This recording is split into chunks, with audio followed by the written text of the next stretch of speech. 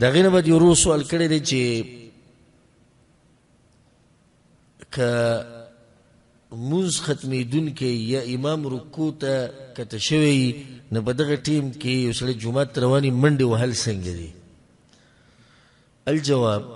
سنت طریقه دا ده کومه چې رسول صلی الله علیه وسلم ښوولې ده چې کله منزل راځي نو په سکینت او په وقار سره به راځي. احترام دی د الله د کور او د دې عبادت. په صحیح بخاري کې د حدیث د ابو هريره رضی الله عنه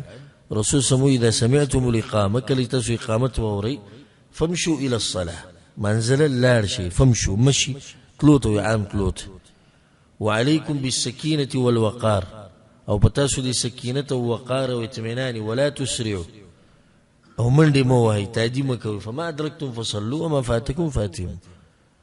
کم مونځ چې ته میلاو شو هغه وکړئ کم چې پاتې شوی د هغه بیا وکړئ. نو دې نه د ثابته شوه